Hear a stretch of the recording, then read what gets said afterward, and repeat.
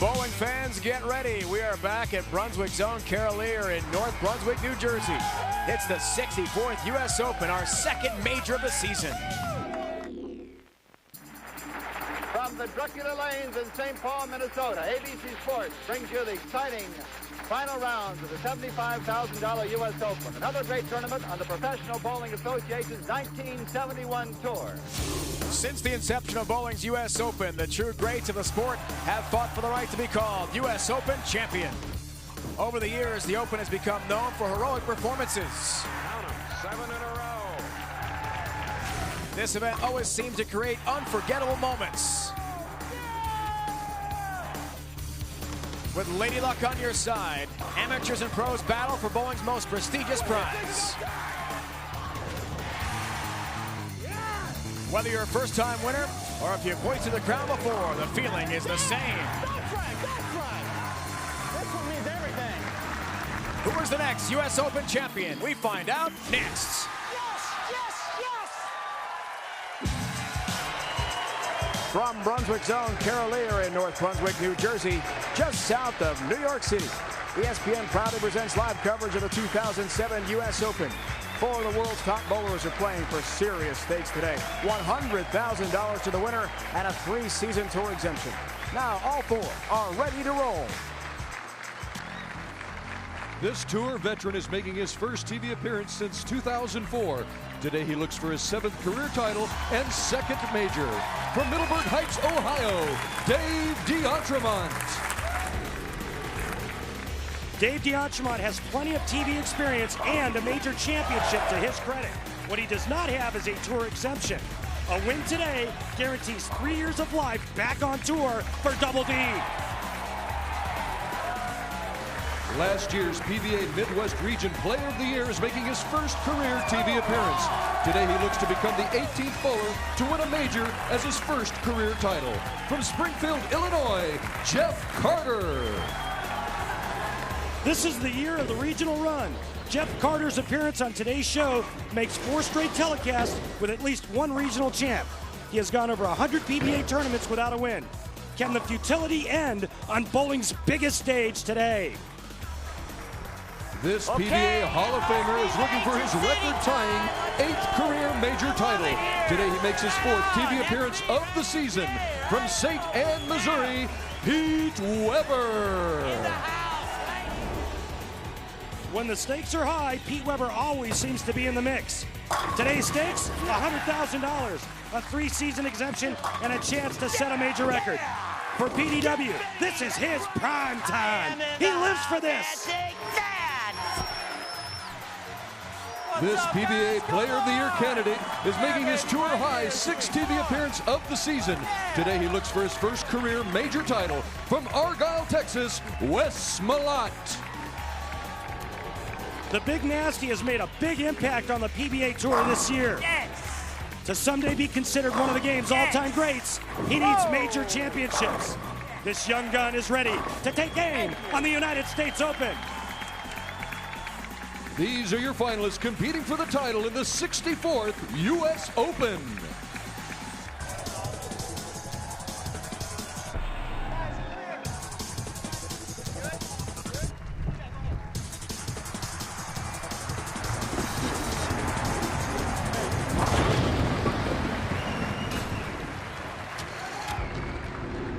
One thing is certain, by show's end, one bowler's life will change dramatically. To be known as the U.S. Open champion places the winner among the all-time greats of the game. Here in Northern Jersey, we will crown the next king of the sport's biggest tournament of our season. Our format has been lengthy and grueling. We started with nearly 500 bowlers who could bowl a potential 51 games. The entire field bowled 18 games of qualifying. The top 123 bowled 9 more. The cut made of the top 24, starting round-robin match play, which ended late last night.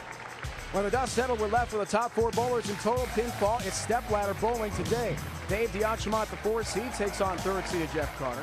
2nd seeded Pete Weber meets the winner of that match, and Wes Malott, hoping for his first career major, is the number 1 seed. Well, hello there, bowling fans, and get set for the second of our 4 major championships here today in Jersey. Dave Ryan, Norm Duke, Randy Peterson alongside. These guys know a thing or two about winning majors. They've won 3 combined. Randy, let's talk Pete Weber. This is his type of event. Stakes are high and a chance of tying another big-time record.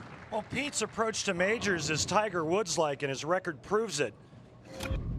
In Pete's own words, you can't be a Hall of Famer without winning majors, and he's won 7 of them. A lot of milestones will be on the line today for Pete. A win today will tie him with the late, great Earl Anthony for the most major victories with 8. A win will also tie him with the great Mark Roth for 34 career titles, 3rd all-time. No player has made more televised finals and majors than PDW, and today he looks to be the first ever to win 4 United States Opens. Who can forget his last U.S. Open title? Anaheim Convention Center, Southern California, celebrating with his wife Tracy. His last major TV show came last year at the World Championship in Indianapolis, where he eventually lost to Walter Ray Williams Jr. Norm, let's talk about Pete Weber now. We know he certainly is the legend against the young gun in Wes Malott. Pete already has compiled Hall of Fame type numbers. The question today, can Wes Malott put himself in the history books? Well, Wes Malott has become a dominant player on the PBA Tour. This is his 6th telecast of the season, a career best, a tour best. But so far, he has yet to win a major title. Now, last night, he took over the lead in the position round with a 246-245 win over the great Pete Weber, showing that his game has matured and to a major level. But for Wes Malott to win today, he has to continue to show the power, the patience, and, of course, the guts that got him the top seed in the U.S. Open, Dave. He's already wrapped up $50,000. Second place is Wes Malott's. Can he win his first ever major championship and 2nd title of the season is a question. So our first matchup, guys, is Dave DeAntremont against Jeff Carter. Makes his TV debut today. As Randy said in the intros, how about the regional run continuing? Let's check in with the Stepladder brackets. Dave DeAntremont takes on Jeff Carter. First matchup, and PDW, Pete Weber awaits the winner. Wes Malott is in the final match. He's clinched that. 1 win for him today. A single game brings him his first major championship. And a lot of money on the line, Dave and Norm. $100,000 for first, $50,000 for second. All 4 of our finalists today are going to make a healthy check. Yeah, it's enough to make you nervous for sure, Randy. These 2 players, it's been a long time for them. Long time for Dave DeAntremont and Jeff Carter's first ever TV show, and it comes in a major. 28th career TV show, Dave DeAntremont has double wood to deal with. All right, could have been worse.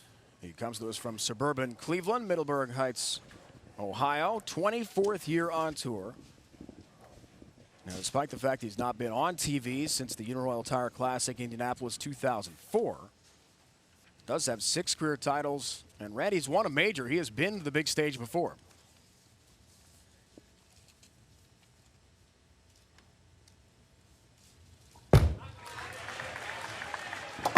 Yeah, Dave, you're right. He's been there, but, you know, it's like anything else. If you haven't done it in a while, you remember how, but it's a little difficult in the beginning. But he needs a couple of shots to get his feet underneath him. And here's my guy, Jeff Carter, boy. What a nice kid. And here's a guy that's on tour for the love of the game. It's not the money. It's not the prestige. He loves bowling. 7th year on tour from Springfield, Illinois. Crossing over, that's a high shot. On TV, nobody got hurt. That's a bonus. 6'10", his first ever TV ball. Yeah, you couldn't say it any better than he just did. First shot on television, goodness gracious. Most of the time you'll look at a split there, especially on the conditions that we faced this week. Jeff only looking at the 6'10". That's a bonus, he said. And he does cover nicely.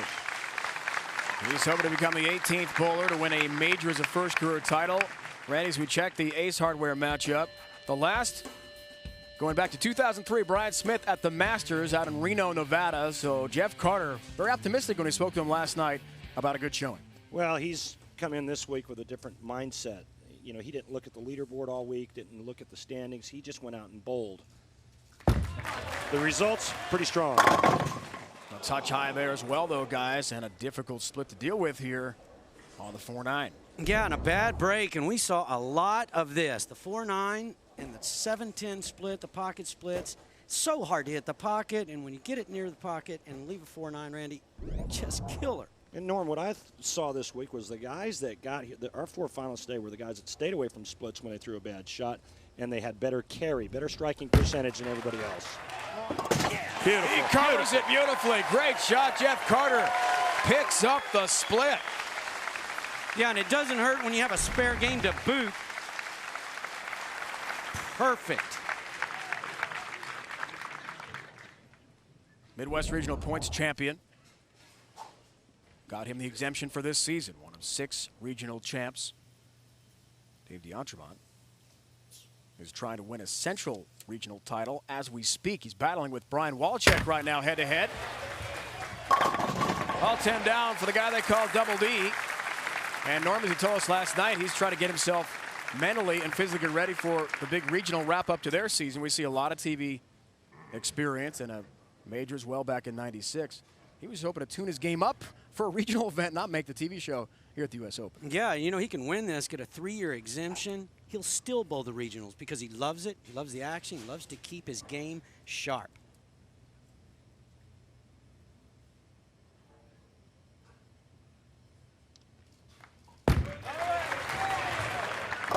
Lane level look at it. He'll have another double wood to deal with. Back-to-back 2-8s on this left lane for Double D. And the 2-8 was no easy spare this week, was it, Norm? No, it would get your attention. Shooting the 2-8 like Dave likes to, which is with the big hook, you know, it's hard to hit the pocket. But when you're trying to hit the 2-8 with that big hook, it makes it exceptionally hard.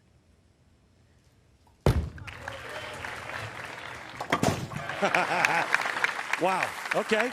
Well, 2 for 2 on the tough 2-8. And Norm, Dave, the reason why that spare was so difficult this week, it was just the oil pattern. I mean, he had very little room to the right if you threw it good, and you had very little room left if you threw it good. So, and that was on a strike ball.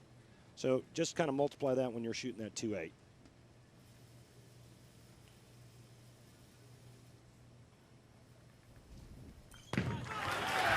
Back to Jeff Carter. He's got all 10 down. Told us last night it's about the banner. It's about winning the major championship for him. He and his family own a lumber yard in Illinois. Carter Brothers Lumber, also some hotel properties, part owners of a bowling center. So for him, being out on tour, and he's had a nice year, 28th in the points race. 39 is the cut line for exemption next year. An absolute passion for bowling. Money not the big issue. Look out. Crossing over, almost had the Brooklyn 6-10. Yeah, this was bad off his hand. You know, he had a strike up. One of the hardest shots to throw, Randy, is when you got that strike up, you feel like, oh, this is my chance to get a double. Yeah, clinch it high.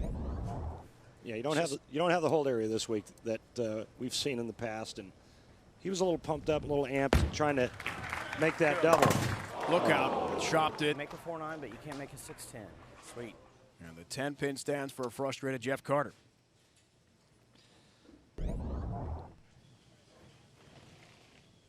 Well, this is where the premium was this week with this condition, is you had to make your spares to chop the 6 off the 10. Catastrophe for Jeff Carter. So D'Entremont works on a spare here.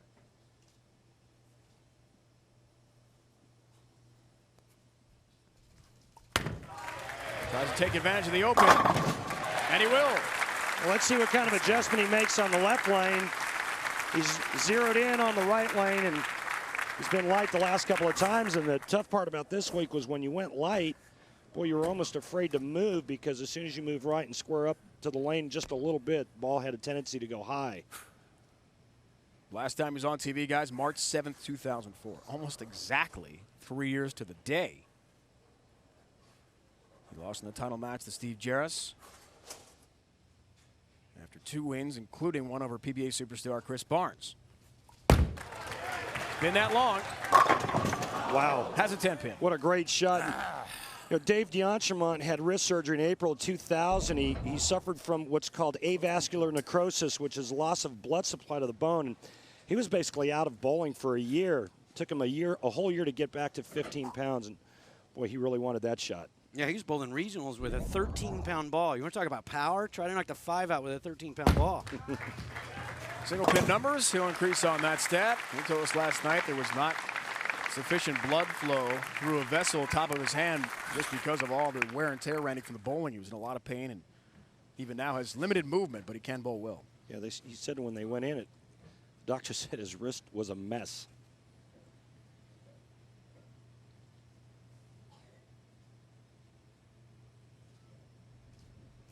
Back to Jeff Carter, 5th frame. Again, it's high. Trouble with the look.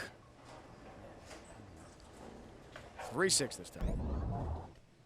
Yeah, and one of the most popular leaves this week, the 3-6, the 3-6-10, 3-6-9-10. All of them were tough because right of the second arrow, Randy, they're flooded.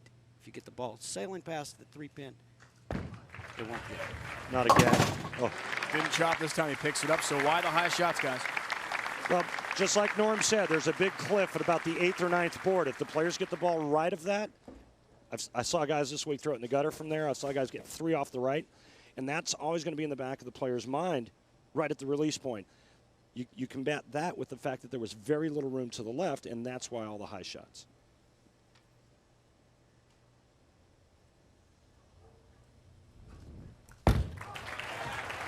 Can he make the proper adjustment? There's a late hit on the 10-pin. Yes, he will. Jeff Carter a strike.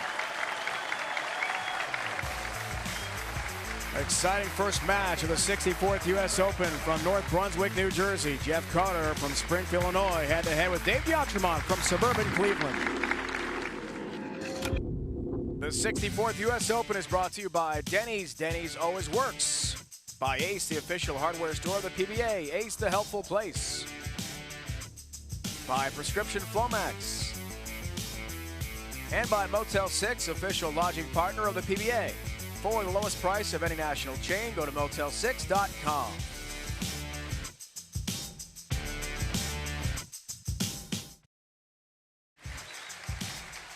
In our field today, 41 total titles. Pete Weber, of course, the leader in that category. 33 for PDW and 7 majors. Wes Malott 2, Jeff Carter looking for his first. And Dave D'Entremont has 6 titles plus a major. Double D, a 14-pin lead on Jeff Carter midway through this first match. Let's break down the oil pattern and do so. Randy did that earlier with us here today.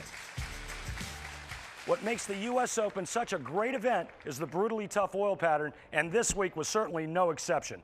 41 feet in length, but very flat side to side. Let me show you where the players will be attacking this oil pattern today. Right here is about 43 feet just on the other side of the pattern, about the 10th board in from the right. Second set of rangefinders. This is what we call the break point. This is where you're going to see all of the traffic today. The 3/4 represents the amount of area the players will have to get their ball to the pocket if they throw it perfectly. But keep in mind, in order to strike from this spot, they better throw it perfect with the right amount of speed and rotation. All right, Randy, good breakdown of the oil pattern here at the 64th U.S. Open. 300 games this year. You see how many? 102. So the numbers certainly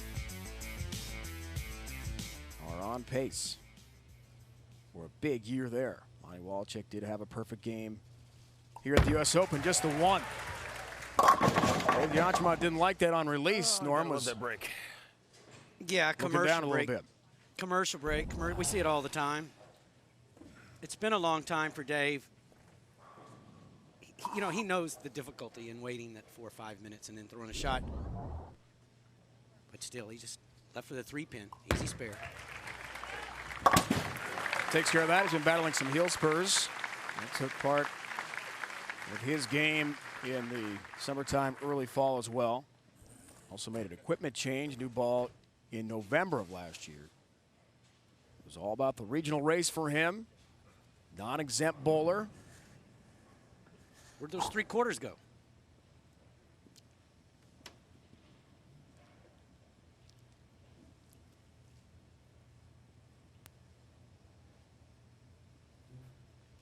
Up by 13 pins. Looking high, and a 7-pin count.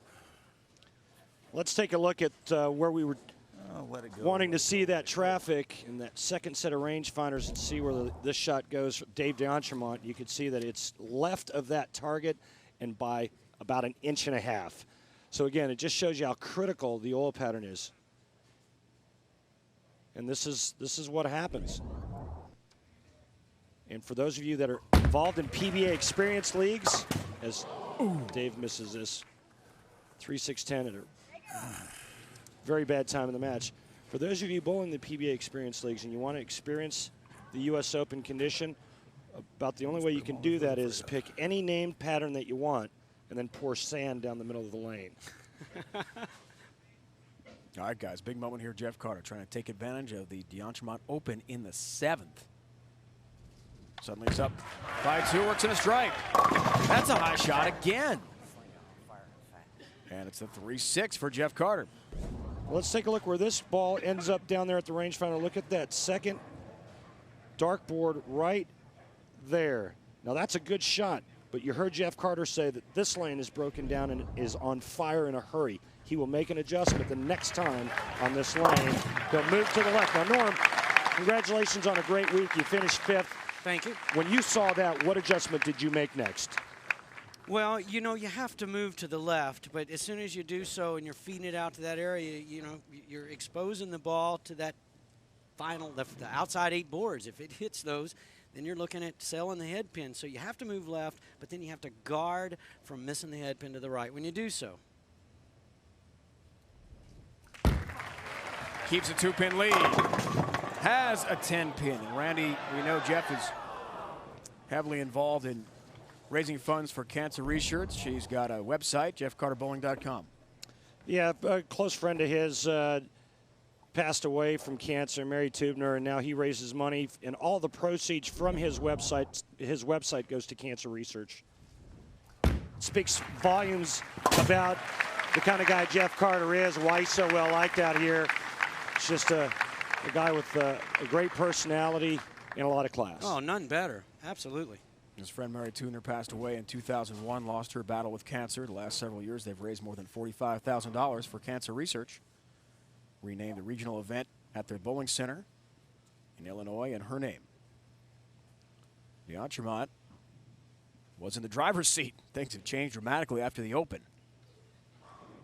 Still in the match, 8th frame.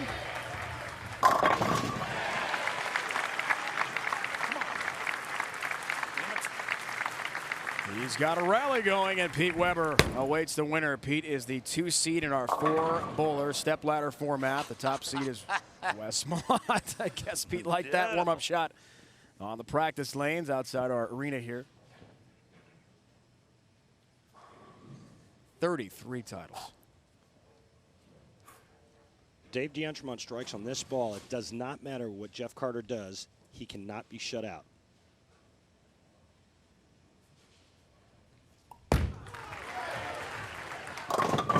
That was a big foundation frame shot. Lucky number 7. However, double wood again. 2-8. Wow. Well, that's just how difficult it is on this U.S. Open pattern. If you look, he's just going to splice that dark rangefinder he's looking at, and the ball doesn't creep up. On the right lane, it's been going high. Yeah. Tough U.S. Open patterns. No, or oil pattern, no give-me's at the U.S. Open. Yeah, 492 players started. Took 214 to make our telecast.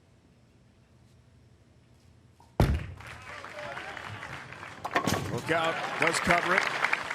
2-8 double wood covered by Dave D'Entremont. However, as Randy pointed out, that was a critical stage of the match to try to get a strike.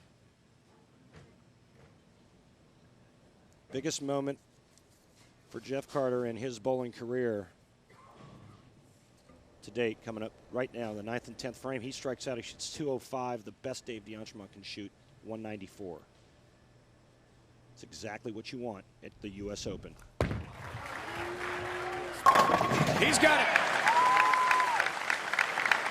He absolutely pipes that one into the 1-3 pocket. A perfect strike for Jeff Carter. Yeah, he might have moved in just a pinch, but the main thing is he got firm with this one. Would not allow the ball to go high, and it just stops high flush. One more will really put the hurt on Dave D'Entremont. Was that the loft he put on the ball, Randy, too, that helped that? Loft and speed keeps the ball on line. Can't hook if it's in the air. When you throw it faster, it goes straighter. That's what he needs for a victory to climb the ladder. That crosses over, though. Yeah, the tough part about this left lane is we've seen the 2-8 and the 2-8 and the 2-8. The balls aren't making it up. You try to grab it to get it to hook just a little bit, it's going to hook early. Boy, he knows that as soon as he lets go that it's not near far enough to the right. And again, the ball does not have a chance to hold pocket. The good news is he broke up the split, only leaving the 3-pin. And which now he converts. And now with a strike on his fill shot, he will force Double D to get 2 strikes in the 10th frame to advance. One shot. Big shot right here.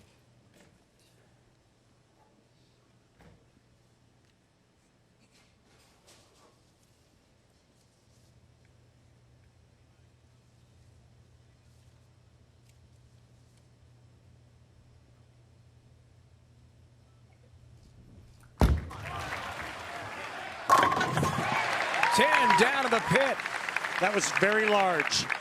Yeah, and that was by far his best shot of the match right there when he needed a fill so badly. You know, a double in the 10th on this condition is just a tall order. Jeff Carter knows this. Jeff, the 7th bowler this year to make his TV debut. Starting with George Lambert IV back at the Masters in Milwaukee. The first to win was last week, Mike Miniman in Parkersburg, West Virginia. Can Jeff Carter repeat the feat? Will not be easy. That's what we see with D'Entremont and what he needs. Yeah, this is good lane, though.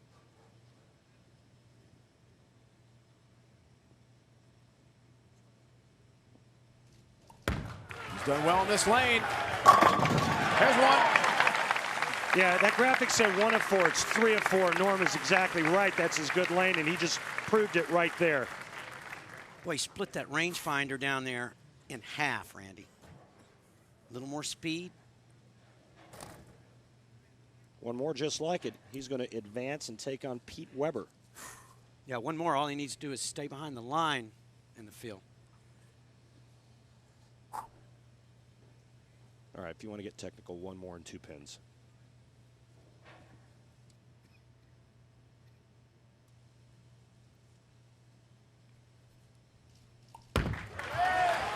Left, it's high. Left, the whole way. Dave knows it was a bad shot, left of target. Jeff Carter's advancing to take on his buddy Pete Weber. Boy, what a great event for David D'Entremont. He was there the whole week. He went 8-0 in match play the first set. All we can do now is wish him good luck and hope that his pursuit of getting his exemption back happens next week's regional. He's in a battle with Brian Walczak for the regional title. And a big event coming up for Dave D'Entremont, who makes the show but comes up 2 pins short against Jeff Carter in his TV debut. Next up for Carter is that guy, PDW, the Hall of Famer, legendary Pete Weber, who bids for his 8th career major today.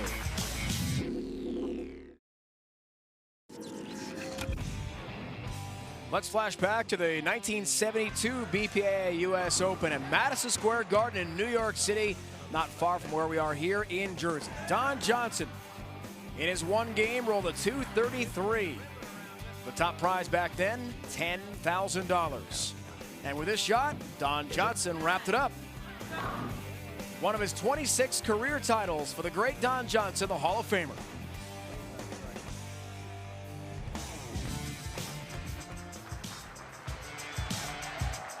In our first match, Jeff Carter gets by Dave D'Entremont in his TV debut. Carter takes on Pete Weber next. Well, winning a U.S. Open bowling championship is certainly a career-defining moment. Just look at the last 2 winners in Chris Barnes and Tommy Jones winning their first ever U.S. Open title in this very building here in northern Jersey. But for 2 Hall of Famers, are Norm Duke and Brian Voss, winning that U.S. Open title has proved elusive. They tell us more about that. The U.S. Open is a career definer for everyone. Well, I think the U.S. Open is the premier event, not only the Professional Bowlers Tour, but in the bowling world. Pays the most amount of money, and you're going to be the U.S. Open champion for, just like every other sport. Tiger Woods wins the U.S. Open in golf, and we have our U.S. Open. It's our hardest tournament to win, and just like it's their hardest tournament to win. We bowl on a flat pattern. You miss right, it goes right. You miss left, it goes left. There is no margin of error. And it tests you as not only as a bowler, but as a person. I mean, you've got to be ready for bad things to happen. Strike and 6 pins. And I bowled 202 to lose by a pin. So yeah, it was bittersweet. It's nice to finish second in the U.S. Open, but second is the worst. But you can't win that tournament by being lucky. If you bowl the best that week, you're most likely going to be on the show and have a chance to win. And to win that event, I'm telling you, it's a career-changing event. So to be able to stand up and do the things that you've dreamt about as a kid, and you've put all the practice in and all the training for it, to throw one strike in the 10th frame to win a U.S. Open that's what it's all about. I would trade the other 8 titles in right now to win the Open again. You know, I mean, that one you can never take away. You can win a major, 2 majors, but the U.S. Open is our most important event. It's the one. It's the one. It really is. This one means everything. If you can win that event, everyone on the tour, even those that are off the tour watching television, knows that is the hardest tournament to win, and we all want it. We all want it really bad. Right on. That's what it's all about right there.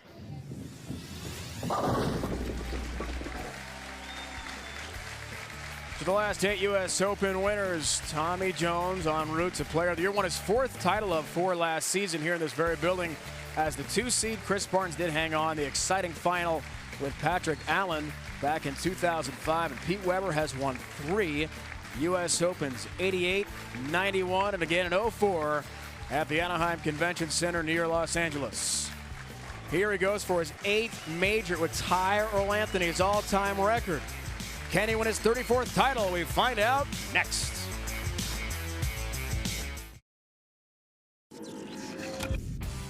Let's flash back to the 1977 BPAA U.S. Open, Greensboro, North Carolina. Johnny Petraglia from nearby Staten Island, New York, took on Bill Spigner in the championship match, and he won it 279-232 to take home $10,000.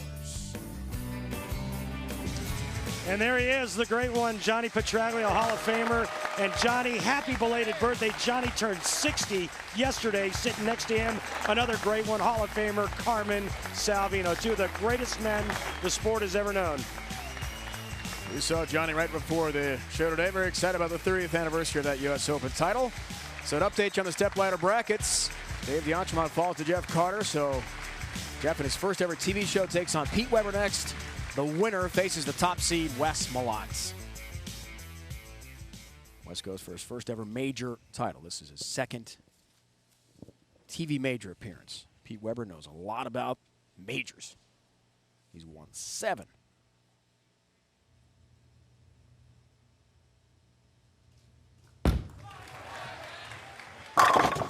Perfect shot, Jeff Carter.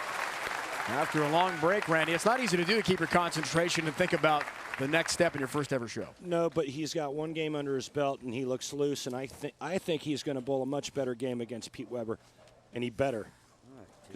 Because the majors, Norm, he knows how to win majors. Yeah, he does, and he doesn't need 2 shots to get comfortable. This is PDW. He's got all 10 down. We saw in the open of the broadcast, Pete welcomed with a rousing standing ovation.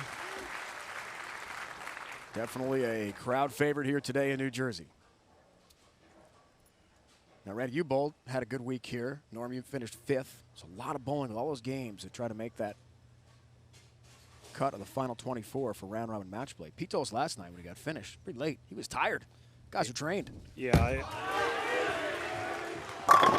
I didn't make it to match play. I just missed, finished 26, but I can vouch for that.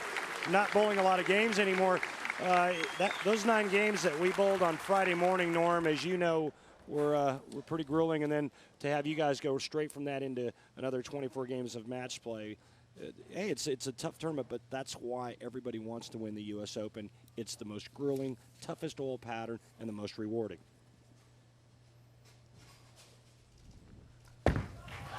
Back to Carter. He's got all 10 down, 60 feet to success for Jeff Carter, who at 37 years old, Norm, makes his first ever TV appearance. We talked about that in his first match with Dave D'Entremont, but he's good friends with Pete Weber, knows a lot about bowling in big events and regionals, but TV experience, this is new for him. Well, it is new. Now, they are in the same region, Pete Weber and Jeff Carter, so they have some experience against one another, but not experience like this.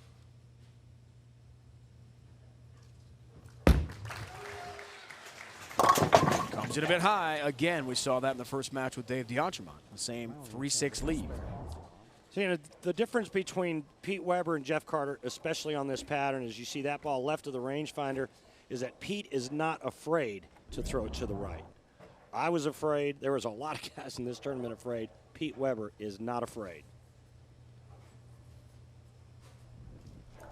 Trying to improve upon the multi-pin number. He'll do just that. So George Lambert, the 4, Steve Rogers, Andrew Kane, Billy Oatman, who did have a win in Vegas before losing to Jason Couch in the final, Riga Kalfas, Mike Miniman, now Jeff Carter, all making their TV debuts this year. I love the puka shells. I got to tell you, Jeff Carter, I love the puka shells. Quite a trend. Miniman won last week. Can Carter make it 2 in a row? TV debuts and a win? Got to get by Pete first. And that may not be easy. Right of the rangefinder, Norm. He gets it back from there. Why? Well, he gets it back from there because a lot of side turn and a lot of rotation. He's going to angle this ball just right of that rangefinder and watch it peel and then stop high flush. In my opinion, the best release the game has ever seen. Well, certainly in majors by a long shot. You watch his hand at release when he lets go, but when that hand is open pointing to the sky, you can bet that it's a good shot. Just like that, and that's the result. The fingers open, the hand open, Norm. That tells me that there's absolutely no grab at the bottom of the swing. Well, you said it, Randy, and that's the secret. If you grab that ball, is it going to go high? Pete can get all this rotation without grabbing it. He just flies through it. It's just a beautiful thing to watch. And poetry in motion. Yeah, and that's 10 back. So it's about hand rotation and release and finish. And not grabbing it on a really tough pattern, which is the tendency for all of us. Can Carter answer? Yes, he can. That's his best shot of this match. 11 regional titles for Jeff Carter. He's won $156,000 on tour, the National PBA Tour. More than 263 combined, including regional events. But how about Pete Weber, second all time? Yeah, Jeff Carter down by 22 cannot afford to let PDW run away with it. Pete's won $2.87 million. Back to Carter again here. Leaves a 4-pin on a nice looking shot. Better shot there. He gave it a little bit more room to the right, but he needs to go just another half a board or a board further right. Great open hand there. The loft. Jeff Carter's been working really, really hard with ball rep Chris Schlemmer on some mechanical issues and trying to keep his hand more behind it to create more end-over-end roll. Jeff also is a father of 2 kids back home in Illinois. Caitlin is 9 years old. She's a very good dancer. Dances on a team that travels around regionally. Won 5 gold medal awards. They're just in Peoria, Illinois, competing with 12 to 18-year-olds. She's done well for herself. And little Trey is 2 years old. Wanted to say hello to them back home in the nation's heartland. What a start here for Pete. Trying to become the elder statesman among U.S. Open champs. 5 in a row. You know, and this is why this guy is so dominant when it comes to majors, when it comes to professional bowling, period, is that he's making a tough pattern look easy. Guys, it is the Motel 6 frame. PDW has a front 5, striking the 6. Learn $600 from Motel 6, official lodging partner of the PBA. Also eligible for the $6,000 bonus if he throws a front 6 more than any other bowler on TV this year. Up 32. How about 6, Pete? You bet. Somebody caught him, but Pete still got it done. And it's all about the Benjamins. Right there. 6 of them. Pete Weber up by 42 pins. He's got a perfect game going against Jeff Carter in his first ever TV show. As we told you at the top of the broadcast, Pete Weber loves this stage. The biggest in the game, the 2007 U.S. Open.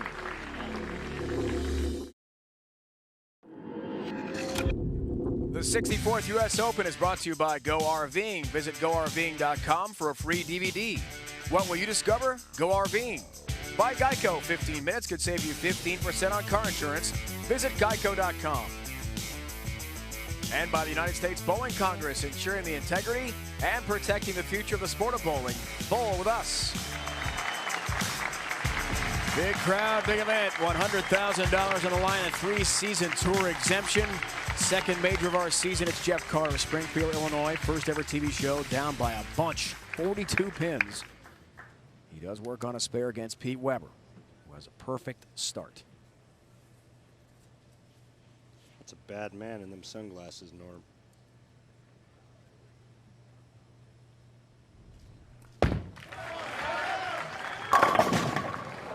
Four pin. Yeah, Carter with a lot of quality shots, but he's just getting pounded by Pete Weber. And, you know, all week long, the first 6 was just unheard of. You didn't see a lot of that. 1-300 game this week out of 492 bowlers that started this event. Yeah, Lonnie Wallachek, the only 300. I didn't see it, so I didn't believe it. An amazing field here, guys. We told you about great bowlers in our show. 26 bowlers from out of the country competed. 20 from Canada, 3 from Finland, 1 from Mongolia. We had a bowler from Russia and a bowler from France on hand. Going for the big money. Open format. Anyone can enter. Oh. 7-10. Now, this can be made here. I made this 7-10 last year here in this building. So this hasn't been made on TV since Jeff Stayrook. As a matter of fact, you're right, Jeff. 1991, Tucson, Arizona. I was about to say it. Thank you. Yeah, he took it right from me.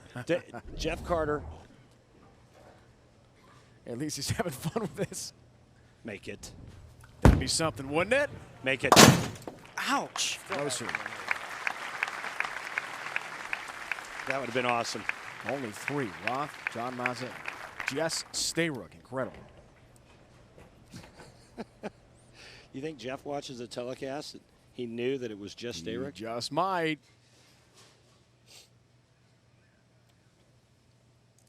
Pete has got a huge lead. Now, how about the front 7? Right lane. All 10 down. All right, now don't use them all up, Pete. Yeah, I will say this. The one reason that all of the players on television today are power players, they made it because they were able to move inside and get fresh length and bank it off that break point that Randy was talking about and always get the pins. Norm, there's a Flomax weekly update with Pete. 21st this week. 62nd last week. Yeah, that was Parkersburg, won by Mike Miniman. Now going for the front 8. 8 in a row. Oh, yeah. He's getting closer. Yeah, but he wants to do this in the title match. I guarantee you. He wants revenge on Wes Malott after Wes beat him in position round last night. That's right. He's feeling it, guys. He's a bad man. We told you about his ability to respond to the big moments. It's just amazing that he can get his body to perform under this type of pressure. Great shot there, Jeff. That was the best one of the match here. Jeff Carter really enjoying himself. 7th year on tour.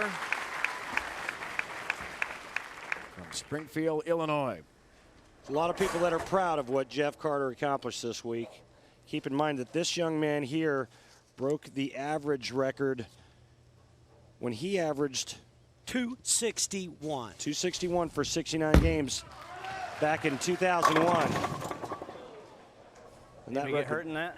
That record's still standing. So last week, Mike Miniman became the 76th bowler all-time to win the title on his first ever show. The last time it happened in back-to-back weeks 1992, so that will not happen again here. As Carter's got his 10-pin. That would have made it. That's right, that's 7-10. He's roommates with Sean Rash. The young star has won 3 titles in his career, 2 this year.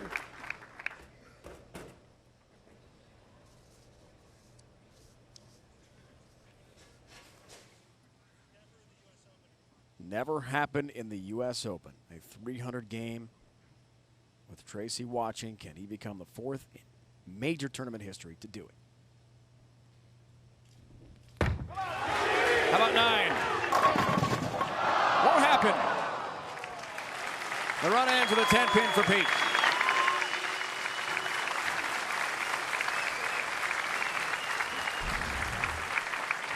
Well, this one here, just another great quality shot. It finishes just a shade late, leaving that weak 10. But again, what an incredible run in his opening match against Jeff Carter. 3 strikes in the 10th, and Pete Weber's going to shoot 279.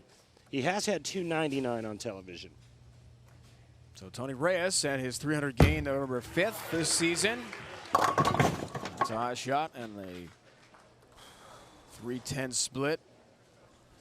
Taylor, Michigan. Tony became the 17th bowler on TV to bowl a 300 game. Did that against Parker Bone III en route to a title. Who did he beat in the final? None other than Wes Malott, who in fact is in the final here as the top seed as well. We'll fast track the match here, folks, because it is over. Pete has clinched it. Just no matter what the final numbers will be. So it gives us a chance as we watch Jeff Carter get 9 down. Norm, to look forward to the next matchup for Pete. And as Randy alluded to, a little revenge perhaps on his mind. Last night, a thrilling match, position round here at New Jersey, where it went right down to the last shot. Yes, 246, 245. Pete Weber needing a strike in the 10th to maintain his lead. Left a ringing 10-pin. Wes Malott overtook that lead. He's the top seed today.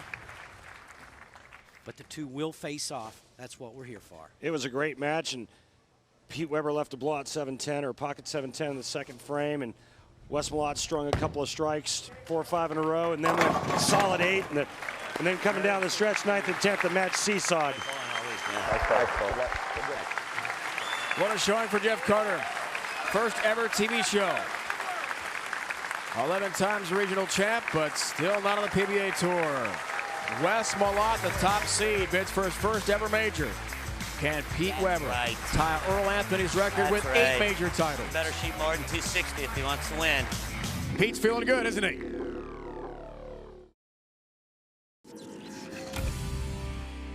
Let's flash back to 1962, the BPA All-Star event in Miami Beach, Florida. Now, prior to 1971, the U.S. Open was called the BPA All-Star. It didn't count for a PBA title, but 4 times Dick Weber won it. In his great career, he won 26 PBA titles, including championships in 6 different decades. Well, I'm just going to give the money to my wife, and I'm going to hug this trophy to death. That's all. I've been waiting many years for one of these things.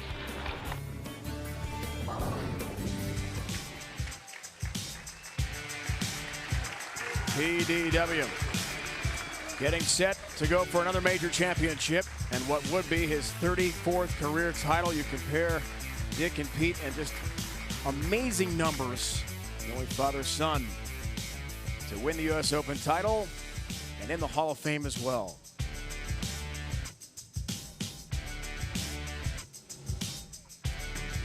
Well, another great Hall of Famer has won plenty of major championships and Player of the Year is Walter A. Williams Jr. Let's join him now from his RV. We go on the road with Go RV. Well, my first win was 1986 at Peoria, Illinois, the True Value Open. And I really didn't expect to win the tournament. It was me, Mats Carlson, and 3 left-handers. I beat Mats Carlson the first game by throwing a clutch Brooklyn strike. And then the next 3 matches went actually pretty good for me. 2 of the left-handers, John Gant and Steve Cook, really struggled. Hugh Miller gave me a little bit of a match, but fortunately I managed to win all those games, and it was so fun to win that first tournament. And I called my wife, and she actually was told by somebody at the bowling center that I had lost. So she was arguing with me about that I'd won the tournament because she was on the West Coast where it was tape delayed. And it took me about 10 minutes to convince her I actually won the tournament. Be sure to visit GoRVing.com for a free DVD. Go RVing, what will you discover? Great to have him on as a title sponsor this year. On the road, Go RVing in the next PBA Tour Pepsi Championship in 2 weeks. Because of Championship Week with Hoops next week, we're not on, so March 18th, the tour resumes in Indianapolis, 12:30 Eastern Time. There you see the information for the Pro-Ams. Log on to PBA.com. Then the World Championship, third of the 4 majors, Spectrum Lanes in Grand Rapids, Michigan. Spectrum Lanes also host the prom event. Log on to PBA.com for times and ticket prices. What a sitting. The top seed, Wes Malott. The number 2 seed, Pete Weber. A major championship on the line. It's all next.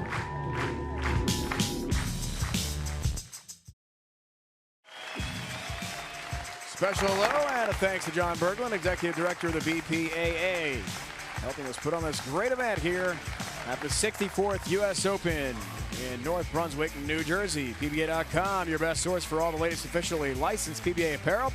Head to the PBA's online store to order special commemorative merchandise from the 64th U.S. Open. U.S. Open gear includes special hats, long sleeve, and regular T-shirts. Supplies for the items are limited, so get yours today by clicking on the merchandise link at PBA.com. Randy, let's check in with a Geico Championship recap.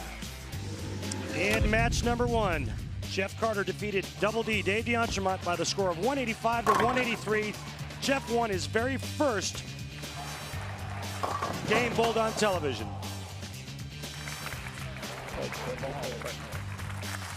Match number 2, PDW, Pete Weber. He took on Jeff Carter. He started with the front 8 strikes for 267. He took down his buddy Jeff Carter, setting up a great championship match for the 64th United States Open.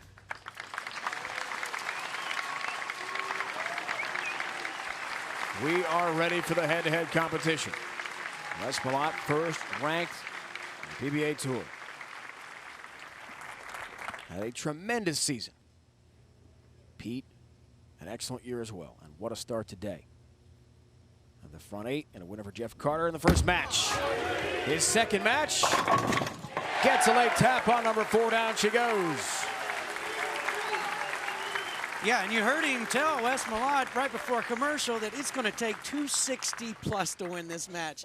He says that on this condition. Are you kidding? He's a showman. We know that.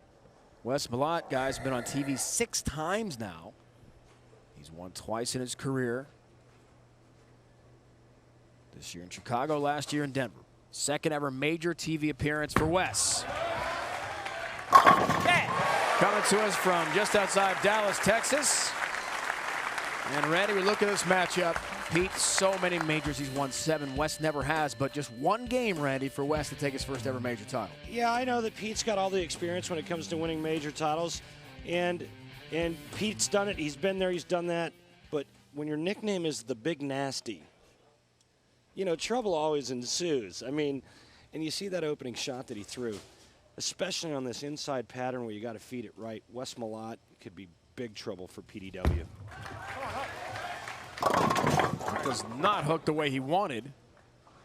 Eight's good. Eight's good. And the 2-4 is up. Eight's real good when you get it right or a little bit right of target on this, isn't it, Norm? Well, yeah, especially on the left lane, as we saw Dave DeAntremont in our opening match leave 2-8 after 2-8 after 2-8. He'll making a small adjustment. Get 2. It does get 2. He finished in 3rd place in the 04 World Championships. Ypsilanti, Michigan, the Eastern Michigan University campus. Japan Cup, Taylor, Michigan. Chicago, where he won. Cleveland, where he lost to his good friend Tommy Jones in the final. Medford and the U.S. Open. All TV shows this year for Wes Malott. He's had a great year.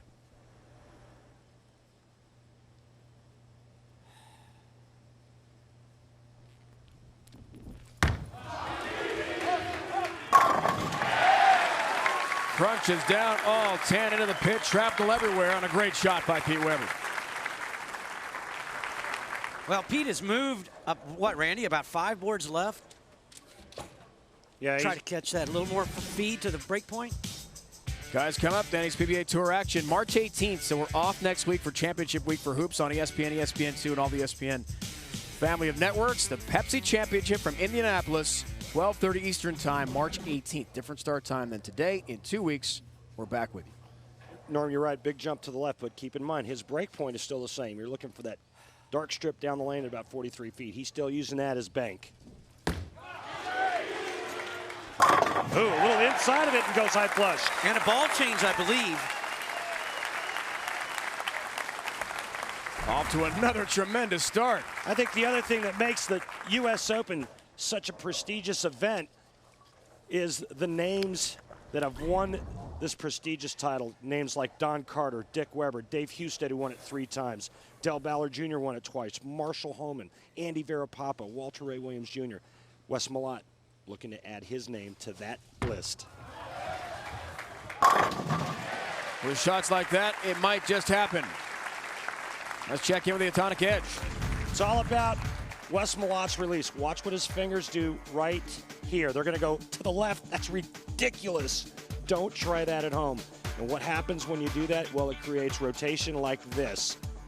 And with 16 pounds, revolutions and speed, nothing's got a chance if it gets in the way. Great look from our crew on the Atomic Edge at Wes's release there. Yeah, it's a big release. He's probably got a whole buck at the break point. Left. Look out. Nearly crosses over. Gets 9. That's lucky. Could have been a disaster there. Just has the 10-pin. And you can't miss anymore. That ball starts around the 27th board at the arrows, goes out to the 12th board. You do the math. That's a lot of boards that you're covering out there. That's the way the lane's played this week. 10-pin for Wes, makes his 12th career TV show today. Last was in Medford this season in January.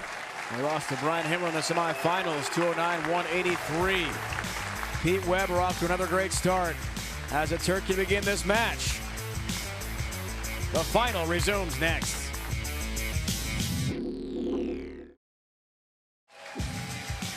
Check with today's PBA Tour World Point Rankings. These numbers critical because the cut line is 39. Now Tom Baker is in, Brian Himmler is out. If things were to stop today for next year's exempt tour.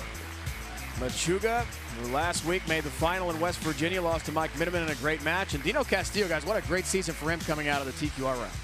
Hard to believe Brian Voss isn't in the top 40. It's just unfathomable for me. But yeah, you're right, Dino Castillo, man. Kudos to him. He's been doing it the TQR way. He's been bowling great all year. Wes, Chris Barnes, Jason Couch, Parker Bowen III, and Patrick Allen are the top 5 in the rankings heading into this show today. Would be Wes's first ever points title.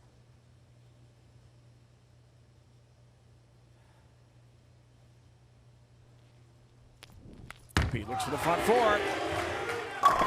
Has another. We're going to take a look at the adjustment that Pete Weber made from his first match to this match.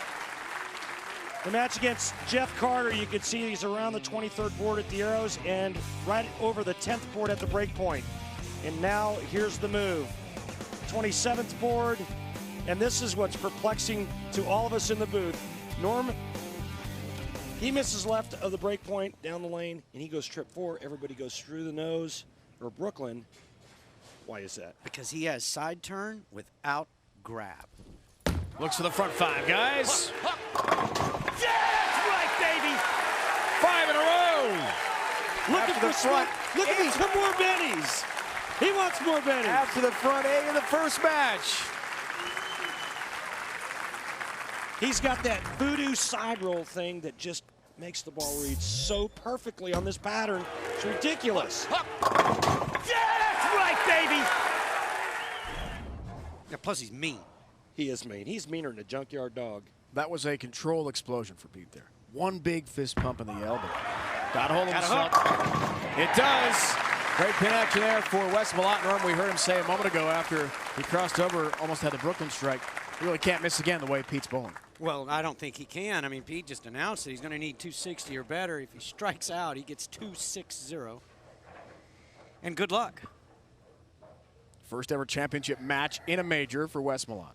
That's because he qualified first, guaranteeing himself $50,000. Second place prize. Biggest paycheck of his career. That's right. He'd like all 100, thank you. That's the big nasty with talking about. Big Nasty. Cable Man. Get you a handful of that. Cable Man. He really wrenched on that one. But check this out. He got it right at that break point, which is where Weber's getting it back from. And with all that hand and power, it's going to hook back.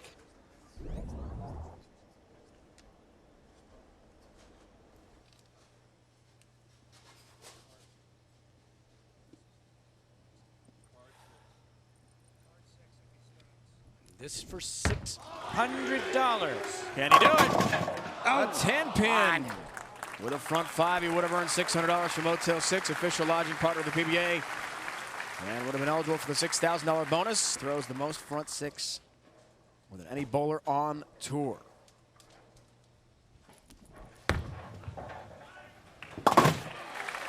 What a day for Pete. Front eight in the first match, front five in this one. As the 2 seed needs 2 game wins for the title. And as we see so much on the PBA Tour, one guy fires back at the other one. It's just that presence seems to make the other guy flinch just enough to get off the string. Pete Weber with the spare in the 6th frame. Now we have a match. Pete has a title this year, guys. Beat Doug Kent in Buffalo. 247, 196 in the final. Also knocked off Chris Loschel. 8-pin. He said, uh-oh. I'll take that. And the ball went high flush. I will take that. For a stone 8. He's laying that ball down right next to the left gutter and watch the ball go right by the 8-pin.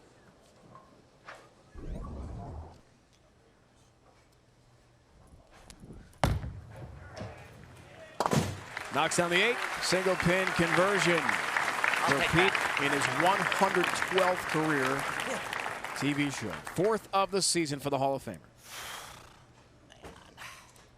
Can he tie Mark Roth for 3rd all-time? 34 titles. Right now, Wes Malott looking to make this an 8-pin match with 2 strikes here in the 7th and 8th. Looks for the turkey. Will not get it. His ball just does not respond off of that same spot like Pete Weber's ball does. Jeff Carter's ball responded okay from there. Dave DeAntremont's so-so. But right now, what I've seen today, nobody's bowling ball reacts the way Pete's does on this oil pattern. Gets down to the break point. Some guys' balls just wiggle, just like Wes Malott's did right there. Some just don't make to the pocket at all. Well, you know, I bowled right next to Wes Malott a lot this week, and his ball responded off that spot quite consistently. Now, why it's not responding now, I don't know. Maybe because it's Sunday? Maybe because it's Sunday. Wes very good friends with Tommy Jones, defending player of the year, and the champ here last year, won his 4th title. His very bowling center. They talk a lot about progress they've made together as 2 of the young guns. This is the moment he needs. High and a 4. Weber's ball looked like it was a board left of that shot, and his went solid 8. Wes Malott's goes 4-pin. This looks like a pretty good shot right here.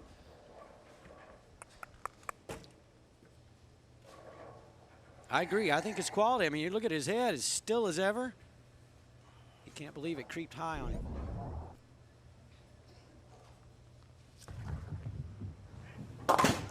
We'll have another single pin pickup.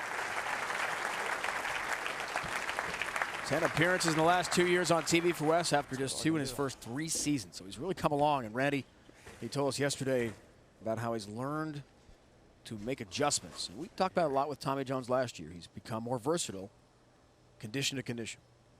Without question, both of those players, as you mentioned, have learned to bowl out here. And right now, Wes Malott has his hands full with PDW. 8th frame. Comes in high. First shot we've seen go high for Pete, with the exception of the shot in the 10th frame of the last match that didn't matter.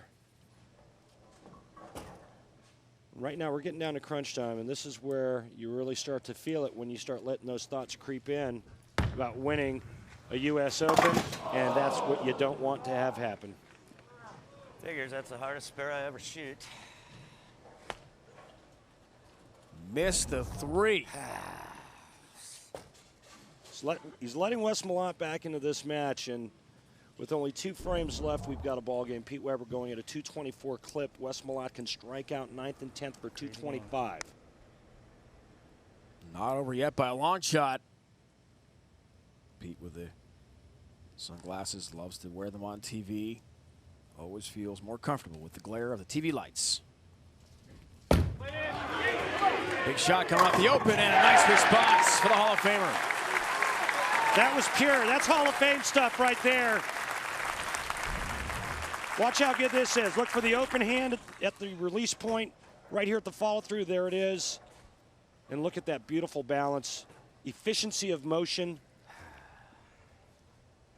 and the PDW signature reaction. Both of the guys continually moving left every shot. I'll hit the ball return here. I don't know if that counts or not. Wondering if it counts as a shot clock violation. He did the smart thing. He recoiled there and held onto it, and now he's just going to get reset. Move the ball return out of the way just a little bit. Like Norm said, the players are moving left after every shot, and they just get deeper and deeper and deeper. And when you do that, you run into the ball return. Wes Malott now moves up on the approach to try to get around it. Saw him doing that last night. Positioning round. Slow things down. 4-pin. What are you going to do? Are you going to go straight? Or? Oh, my gosh. Again, another pretty good shot. He's fooled a little bit, Norm. He says, what are you going to do? Are you going to go straight? Are you going to hook? What happened here? Well, both of these cases, the ball just reacts a little soon, and then it kicked it for a bucket. Then the next time, a little early, it's 4-pin high. 3 in the 10th make Pete Weber mark to win his 4th U.S. Open title. If Wes Malott does not double in the 10th frame, Pete Weber's going to win sitting on the bench. Pete would be the first ever to win 4 U.S. Open titles. Dave Husted has 3 along with Pete.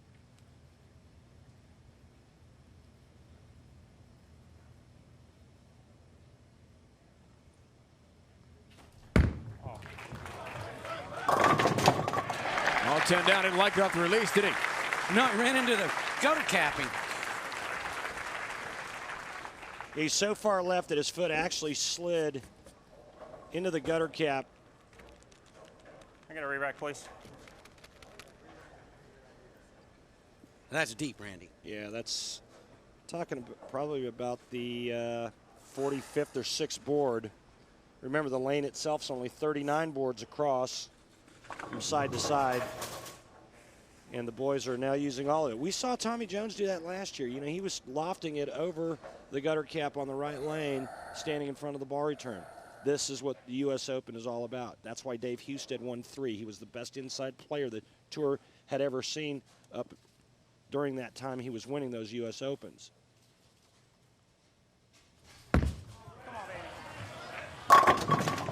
Here's a 10-pin for Wes. Oh, my goodness. Oh, that was his good shot, too. Pete Weber's going to win his 4th U.S. Open, and now you have to consider Pete Weber as Player of the Year, or being the front runner for Player of the Year, a title he's never won before. On the bench, Pete has the numbers to win his 34th title and tie Earl Anthony's record of 8 major championships. Whoa. Yeah, this is just victory lap for Pete. He needs 6. Plenty. 2 titles on the year, 1 major for the year, 2nd place at the Japan Cup. Yes, he does take the lead for Player of the Year, Randy Peterson. Great bowling this week, man. Great bowling. Can't throw it much better when you needed it, man. Can't.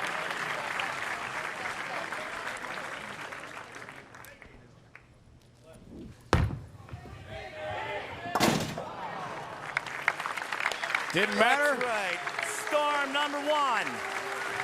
Tonic, vice grips, Dick Weber.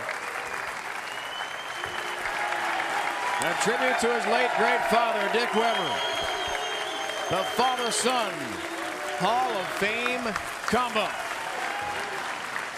A major champion again, PDW. Number four. 4 U.S. Opens, that's a record. Well, that just made life a whole lot easier, too, right there. $100,000. Yes, baby, yes. Carolier Lanes, too, man. Boy, do I have a home here. Love this place. Love this place. Thank you. You guys are number one. Have fun, you guys.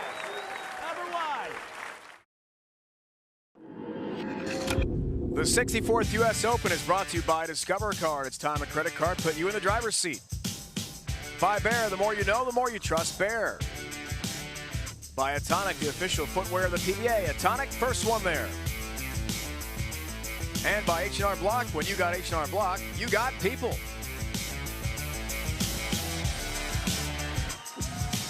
The incredible accomplishments just keep on piling up for the great Pete Weber. He's now tied with the late, great Earl Anthony, 8 majors. He surpasses Walter A. Williams Jr.